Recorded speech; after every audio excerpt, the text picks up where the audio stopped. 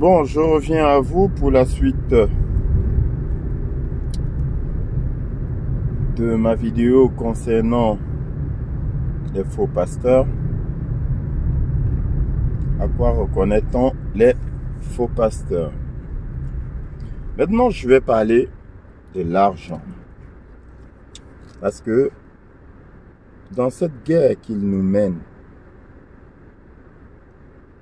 ces fidèles du démon,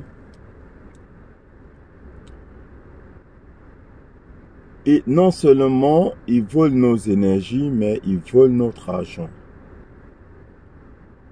Le faux pasteur,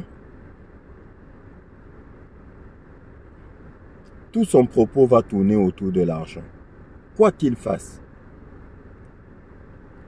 quoi qu'il dise,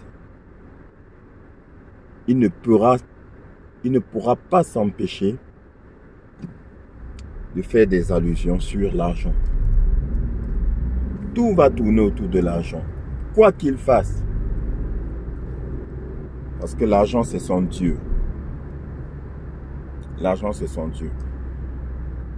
Au début, certains sont prudents, ils résistent, ils font semblant de ne pas demander les offrandes, les dîmes, les soi-disant sacrifices.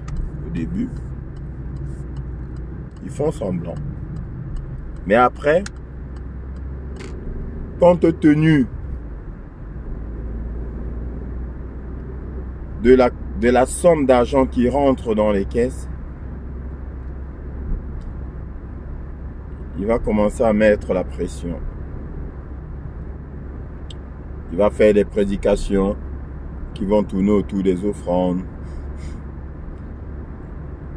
autour des dîmes.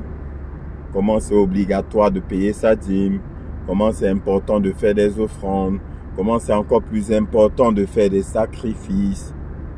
Ils vont vous prendre des exemples. Ils vont prendre l'exemple de celle qui n'avait qu'un peu de farine et d'huile pour faire du pain pour elle ou du gâteau pour elle et son enfant, mais qui a tout utilisé pour accueillir le serviteur de Dieu, et puis elle a reçu encore plus. Ils prennent ces exemples-là pour vous amadouer, pour vous appâter ou pour vous contraindre. Ils utilisent même la menace pour vous contraindre à payer dîmes, offrandes, sacrifices. Fuyez-les. N'ayez pas peur, fuyez-les. Au contraire, si vous ne les fuyez pas, vous vous condamnez. Si vous ne les fuyez pas, vous êtes complices. Malheureusement, beaucoup ont plus la crainte des hommes que la crainte de Dieu. Ouais. Parce que beaucoup ont peur de leur pasteur. Comme si c'était leur pasteur Dieu. Comme si c'était un Dieu. Ils ont peur des représailles. Ils ne vous feront rien. Fuyez-les. Je vais commencer par le sacrifice. Bien-aimé, quand ton pasteur te demande de faire un sacrifice, et toi, tu fais un sacrifice, ce que tu ignores, c'est que tu es en train de cracher sur le sacrifice du Seigneur Jésus-Christ. Tu es en train de piétiner le sacrifice du Seigneur Jésus-Christ. Tu es en train de dire que ce n'était pas suffisant. Que son sang qui a coulé là n'était pas suffisant. Bien-aimé, il n'y a plus de sacrifice à faire. Pour un enfant de Dieu, je te le confirme, il n'y a plus de sacrifice à faire. Notre merveilleux Seigneur a fait l'ultime et le meilleur sacrifice qui soit. Il a versé son sang pour nous. Et par ce sang, nous sommes totalement justifiés. Tout ce qui nous reste à faire, c'est de croire.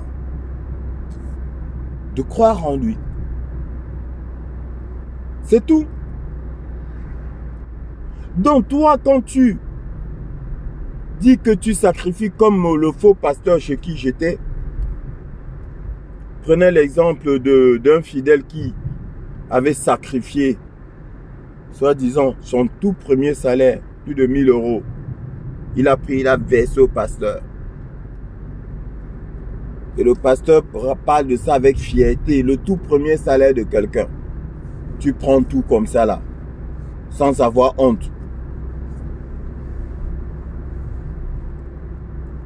Et tu dis que Dieu te bénisse, les portes de ta destinée vont s'ouvrir. Quelle porte? Parce que s'il appelle ça sacrifice, il blasphème. Il n'y a plus de sacrifice à faire. Donc, on va vous dire, si vous voulez obtenir quelque chose, la guérison, la délivrance, trouver du travail, il faut faire des sacrifices. Mais quel sacrifice? Mais quel sacrifice?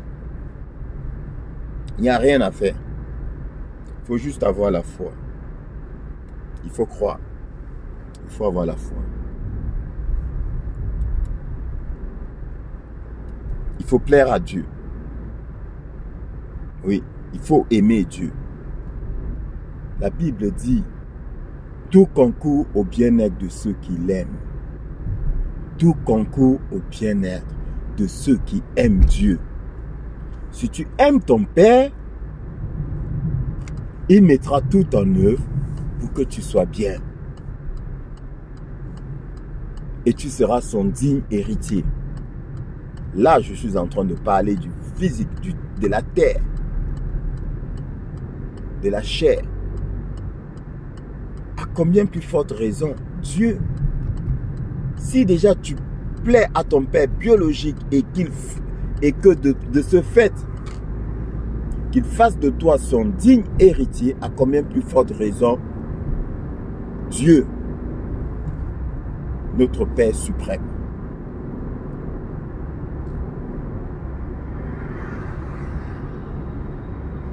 Tout concourt au bien-être de ceux qui l'aiment. Voilà, bien-aimé, tu n'as pas de sacrifice à faire. Aime Dieu. Aime la vérité, aime la justice, aime la paix, aime l'amour. C'est tout. Il n'y a rien d'autre. Il n'y a rien d'autre à faire. Hein. Aime Dieu. Crois en ce sacrifice-là. Ce sang qui a coulé sur la croix du calvaire. Pour la rémission de tes péchés. Pour l'effacement de tes péchés. Pour ton lavage. Il t'a déjà lavé.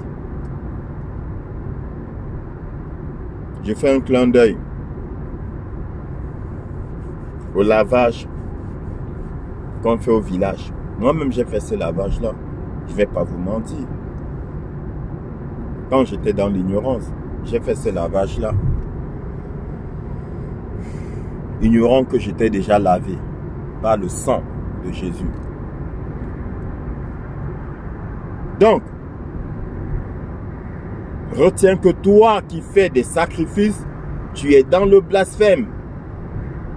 Tu es en train de renier le Seigneur Jésus-Christ. Toi qui fais le sacrifice, qui fais des sacrifices, tu es en train de dire que son sang versé ne te concerne pas. Parce que si jamais il te concernait, tu ne ferais plus de sacrifice parce qu'il a déjà fait le sacrifice. Voilà un autre signe des faux pasteurs, des sacrifices. Ils vous demandent de faire des sacrifices. Sacrifice, offrande, offrande spéciale,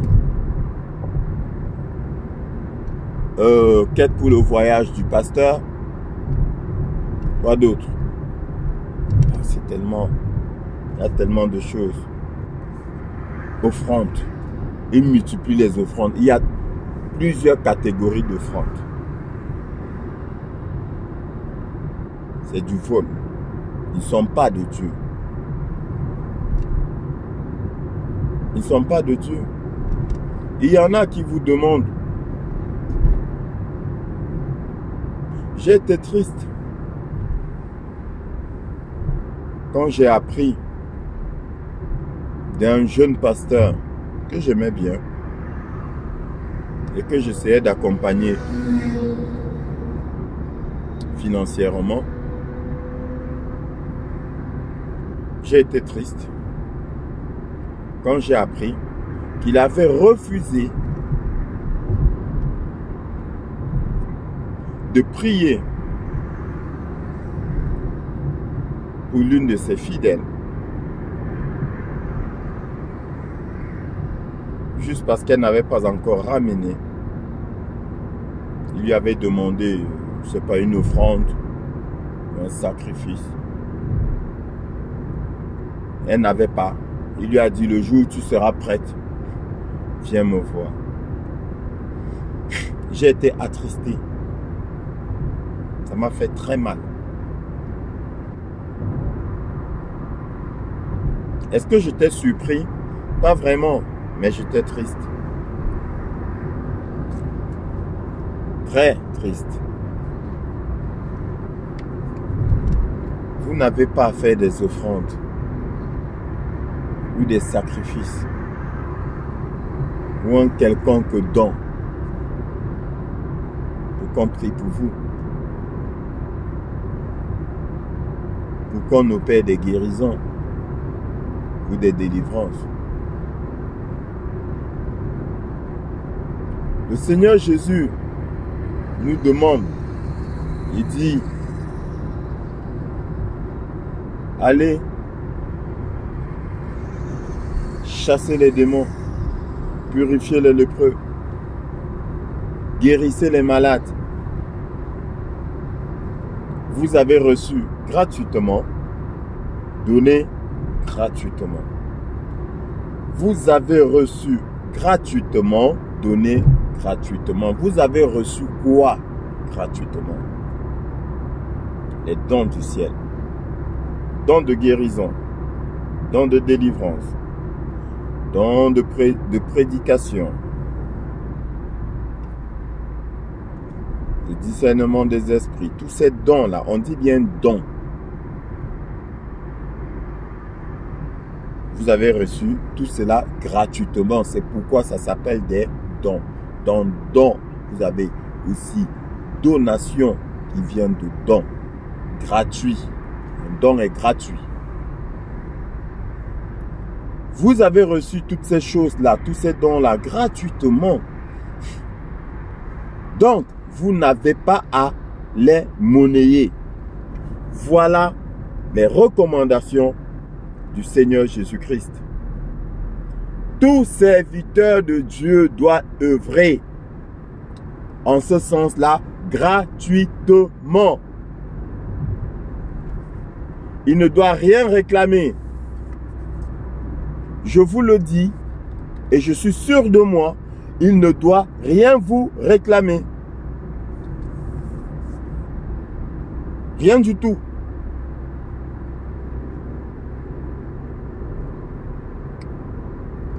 C'est un ordre qu'il nous donne. Guérissez les malades.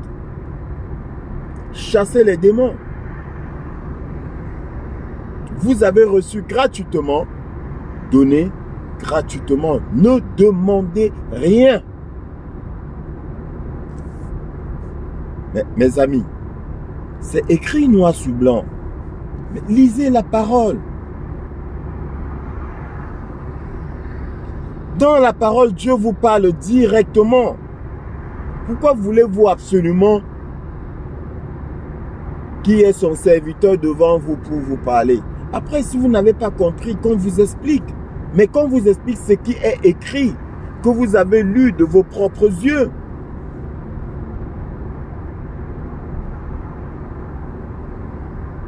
Vous avez reçu gratuitement, donné gratuitement. En quelle langue est-ce qu'il faudrait qu'on t'explique cela ou qu'on te lise cela? En quelle langue? Tu vas à l'église. Le pasteur te demande de faire un don de 50 euros, 100 euros. Il y a des faux pasteurs là qui passent à la télé, dans les réseaux sociaux et qui vous demandent pour la prière, vous envoyez 50 euros, il y en a qui envoient 50, il y en a qui envoient 100. Ah, c'est triste. Pour prier pour toi, tu envoies de l'argent. Bon, ok. Vous êtes 200, 300 personnes à envoyer de l'argent pour qu'il prie spécialement pour vous. Il fait comment? Il fait comment? Avec tous ces noms-là. Déjà, il prie pour toi là, il te connaît.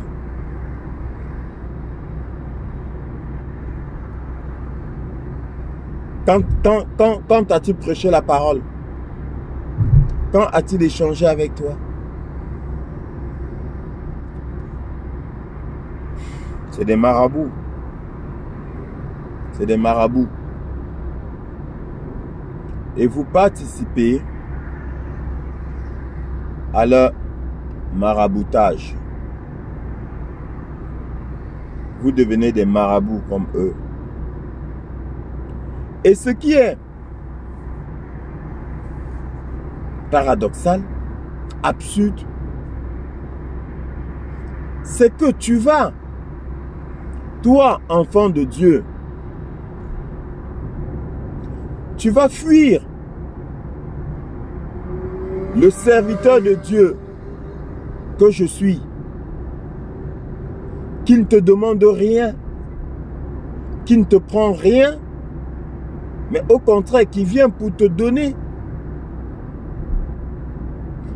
la vérité, te donner la guérison à travers la révélation. Tu vas me fuir pour aller donner de l'argent à celui-là qui te donne du mensonge.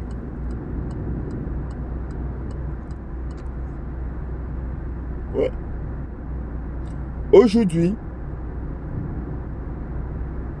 les enfants de Dieu sont convaincus que celui qui ne leur prend rien n'est autre qu'un charlatan.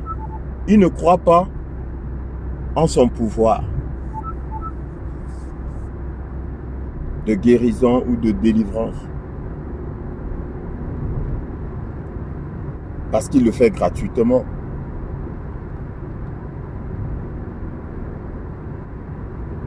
On dit plus le mensonge est gros, plus ça passe. Par conséquent, celui qui va se pointer devant l'enfant de Dieu, il va lui dire, ramène-moi 500 euros. Ou bien il envoie quelqu'un qui vient négocier pour lui. Ah tiens, je connais un puissant pasteur. Mais il faut que tu fasses un gros sacrifice. À partir de 500, lui c'est à partir de 500 euros. Mais franchement, il te fait un boulot remarquable. Excusez-moi. Oui, je disais,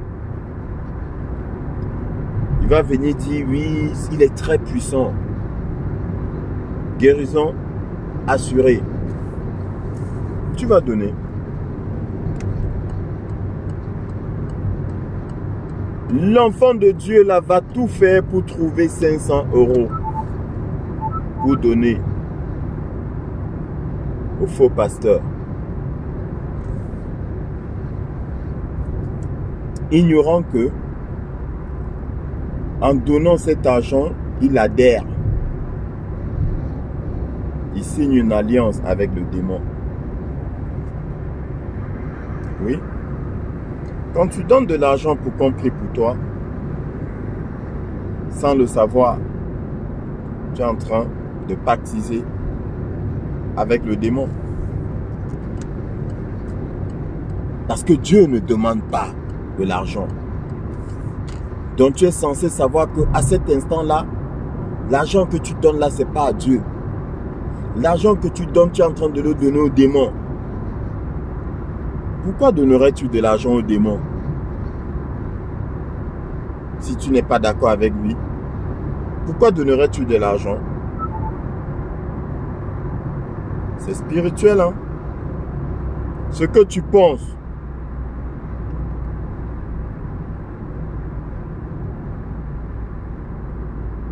Ce que tu penses ne pas être valable par rapport du fait de ton ignorance, sache que c'est valable. C'est valable dans les lieux célestes. C'est valable. C'est pour cela que le diable œuvre de tout subterfuge pour obtenir notre consentement. Il nous manipule pour obtenir notre consentement. Tu consens sans le savoir. Tu adhères sans le savoir. Tu pâtis sans le savoir. C'est valable dans les lieux célestes. Et ça, tu ne le sais pas. Je vous ai dit, la vie est majoritairement spirituelle. Faites très attention. Faites très attention. Tout ce que tu vas déclarer sur terre sera établi dans les cieux. Faites très attention. Tout ce que tu vas accepter sur terre va être accepté dans les cieux. Ça prend effet dans les cieux. C'est signé, c'est scellé. C'est scellé. Ça te condamne. C'est pourquoi faites attention à ce qui sort même de votre bouche. Qu'il n'y ait même pas de plaisanterie parmi vous, dit l'apôtre Paul. Oui. Parce que tu vas dire quelque chose pensant plaisanter, mais c'est acté, c'est établi dans les cieux. Qu'il n'y ait même pas de plaisanterie parmi vous. Faites attention. Donc, quand tu donnes l'argent au démon, c'est une façon de je suis d'accord avec toi. Tu vas me dire quoi?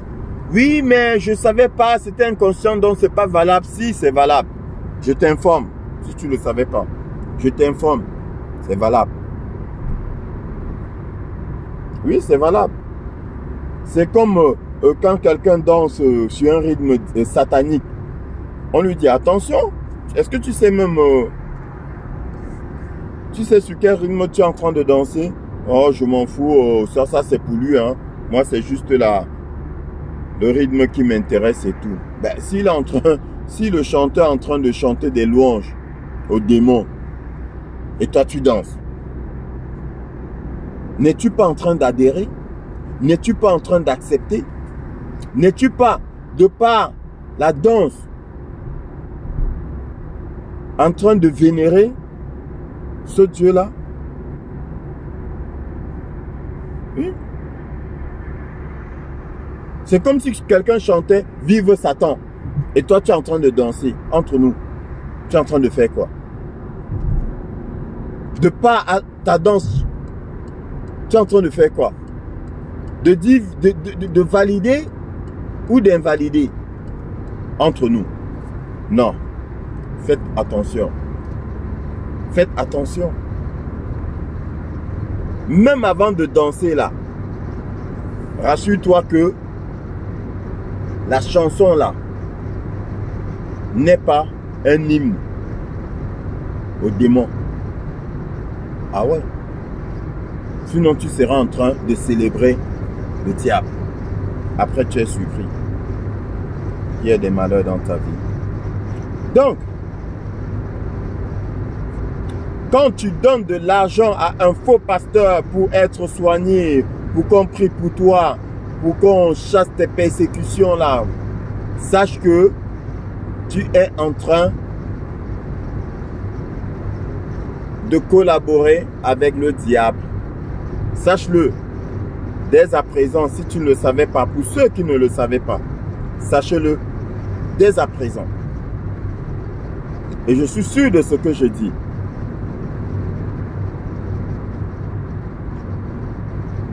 La dîme. Ils vont te parler de la dîme. La dîme est obligatoire. Un bon chrétien doit payer sa dîme. Je ne refuse pas. Mais j'ai une question. Il doit payer sa dîme à qui? Et pour quel but?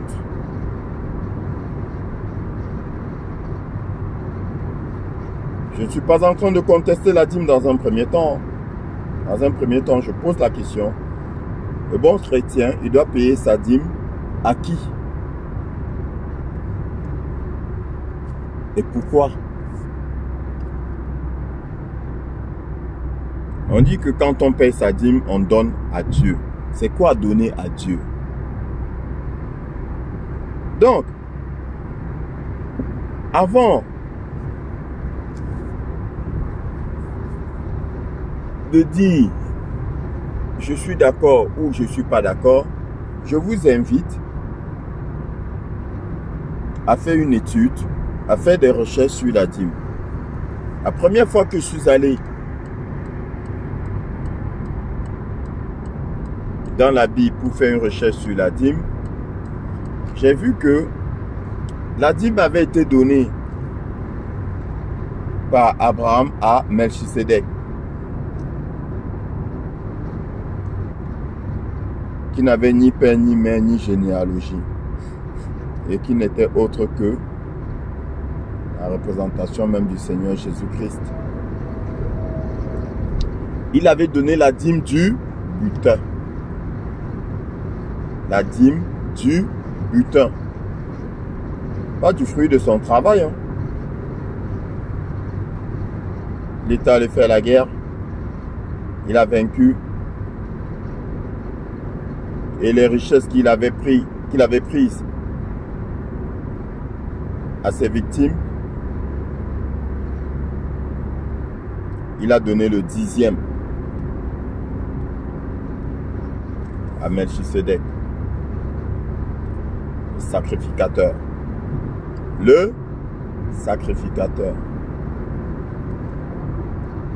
La dîme du butin, c'est-à-dire du superflu. Ensuite, la dîme était donnée aux Lévites. Parce que les Lévites ne travaillaient pas. Ils servaient la maison de Dieu. Ils ne travaillaient pas. Il fallait bien qu'ils mangent.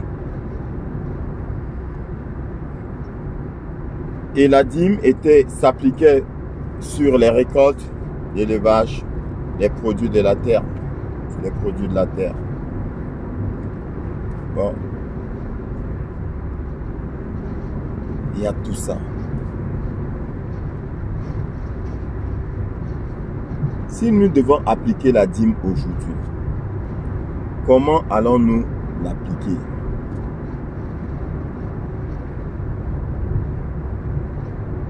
Ils disent que la dîme, c'est le 10e de ton salaire. C'est le 10e de ton revenu. Moi, particulièrement, je n'en suis pas convaincu.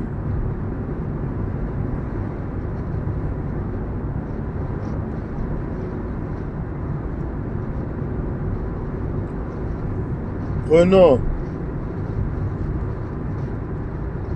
celui qui gagne.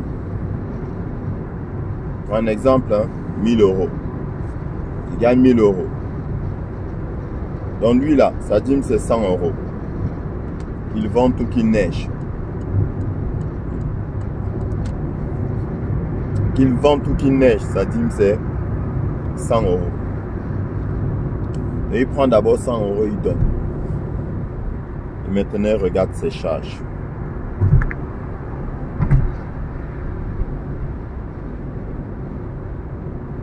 Maintenant, il regarde ses charges. l'école des enfants. Je ne vais pas aller très loin. Et je vais te dire.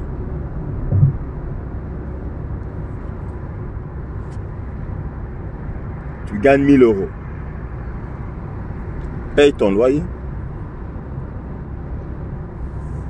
Enlève l'argent pour manger. Paye la scolarité de tes enfants, le cahier.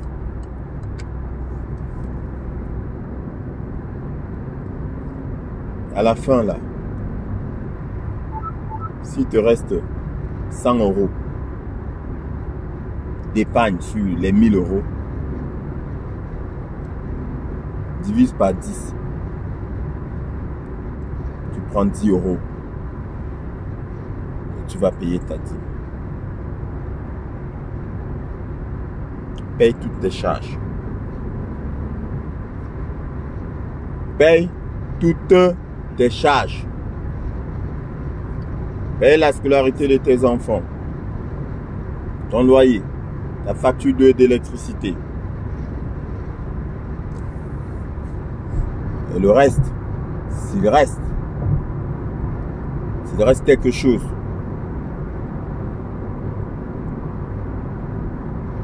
va payer ta dîme.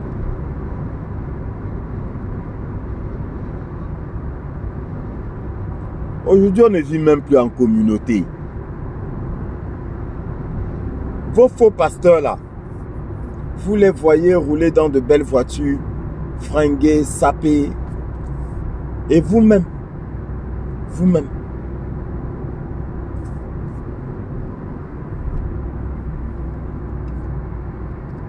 beaucoup au départ parlaient comme moi.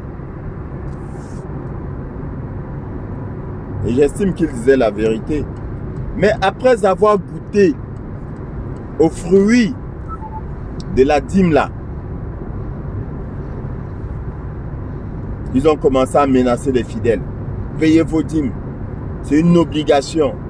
Payez vos dîmes. Ah!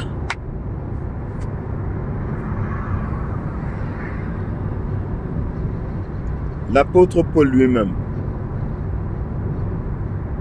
parlait de libéralité. Bon, beaucoup vont vous dire que ils vont vous dire que en fait dans les libéralités, il n'incluait pas la dîme.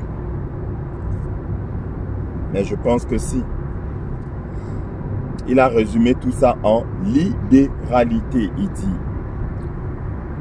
que chacun donne comme il l'a conçu en son cœur, sans contrainte ni tristesse, car Dieu aime celui qui donne avec joie. Dieu aime celui qui donne avec joie. Donne comme tu l'as conçu en ton cœur. Ça veut dire quoi? Tu peux gagner 1000 €. Si en ton cœur, tu as conçu donner 200 €, donne. Si tu le donnes avec joie, donne. Vous voyez que j'ai bien dit 200 €, je n'ai pas dit 100 €. Hein, parce que 100 € c'est le 10e de 1000 €. 200 €. Tu donnes plus. Tu vois? Le 5e.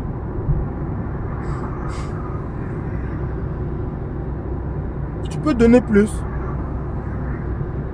Selon l'état de ton cœur. Tu peux donner plus. Des libéralités. Donner avec liberté. Soyez libres de donner. S'il est une chose que le Seigneur nous a offerte, c'est la liberté. La liberté de tout faire. Tout en sachant que tout est permis, mais tout n'est pas utile. La liberté de tout. C'est ça qui particularise un enfant de Dieu. La liberté. La liberté. La liberté de donner ou de ne pas donner. Mais après, c'est toi qui assumes les conséquences. Qui donne peu, moissonne, récolte peu. C'est tout. Qui donne peu, récolte peu. Si tu t'en fous de beaucoup récolter, ok. Mais je ne te conseille pas non plus de beaucoup donner dans l'intention de beaucoup récolter. Ça, c'est des calculs que Dieu n'aime pas. Donne, point barre, sans rien attendre en retour. Donne. Donne avec joie. Ne donne pas avec contrainte. Que personne ne t'oblige à donner. Voilà.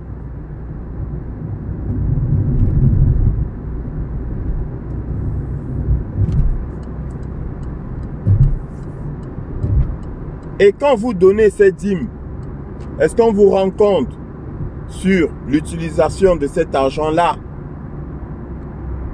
On l'utilise pour quoi faire? Cet argent va où? Est-ce que cet argent va servir à nourrir la veuve et l'orphelin? Mayem qui? Qu'est-ce que j'en sais? Qu'est-ce que j'en sais?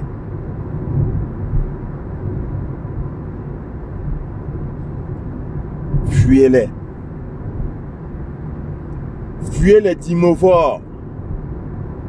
Fuyez-les.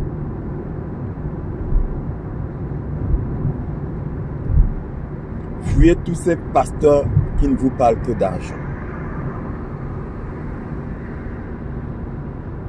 Et regardez notre merveilleux Seigneur Jésus-Christ.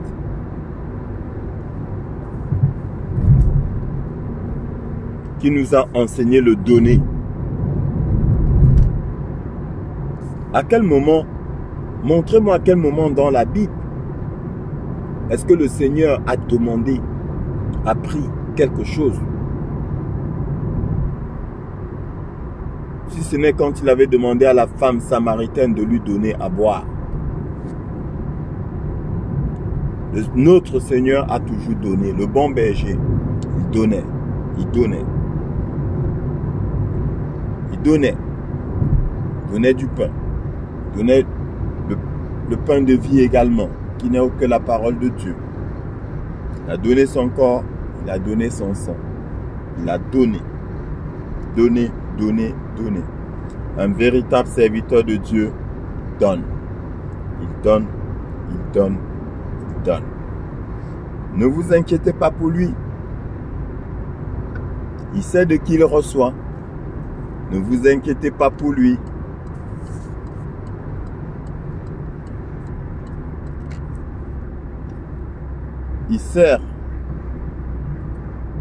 Il sert un Dieu merveilleux.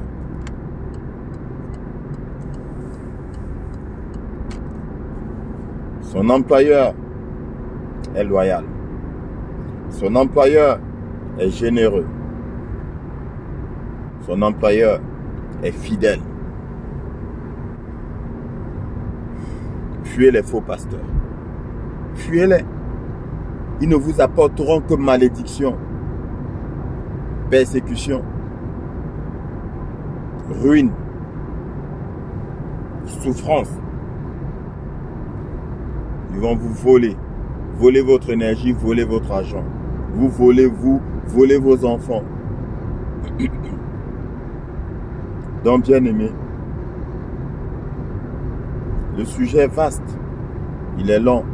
Mais je résume cela. Moi qui te parle, le jour où je viendrai te demander de l'argent pour prier pour toi, chasse-moi. C'est moi qui te le dis. Et si je te demande pourquoi est-ce que tu me chasses, montre-moi ma vidéo. Dis que regarde, c'est pas toi-même qui avais dit ceci.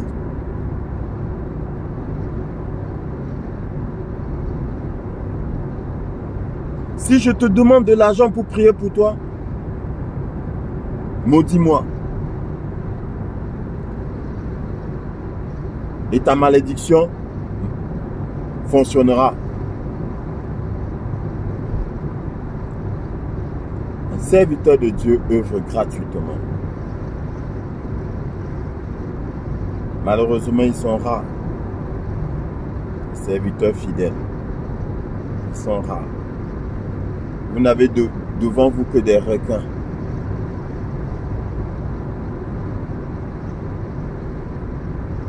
que des requins qui vous prennent tout et qui prétendent être serviteurs de Dieu. L'ordre de mission que le Seigneur leur a donné, il est où?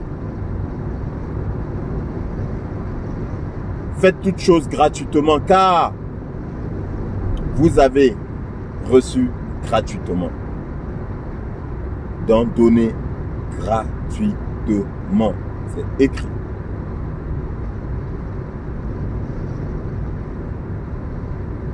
Arrêtez de vous faire voler.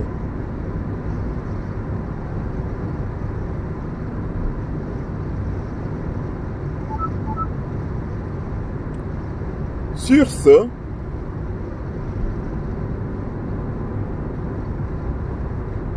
je vais vous souhaiter une bonne soirée. Une fois de plus, que notre merveilleux Seigneur Jésus-Christ vous bénisse. Qu'il vous montre sa face spirituelle. N'attendez pas à voir son visage. Il n'a pas de visage. N'attendez pas à entendre sa voix d'homme. Il n'a pas de voix d'homme. Il a une voix spirituelle. Il a un visage spirituel. Il est esprit. Dieu est esprit. C'est écrit dans la Bible. Dieu est esprit. Et il nous a donné comme héritage le Saint-Esprit qui nous éclaire, qui nous illumine, qui nous guide. Je m'en vais au Père et je vous enverrai l'Esprit de Dieu, l'Esprit Saint, qui vous parlera de moi. Il témoignera de moi qui, moi la parole, moi la vérité, moi le Seigneur, Dieu Tout-Puissant, Jésus-Christ.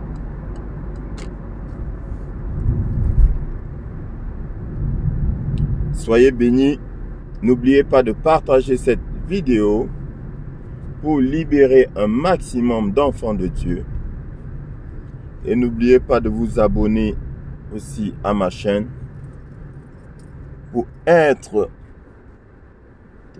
pour recevoir les notifications quand une nouvelle vidéo est mise en ligne. Et je répète, nous, serviteurs du Seigneur Jésus-Christ, nous œuvrons gratuitement. Gratuitement. Que Dieu vous bénisse.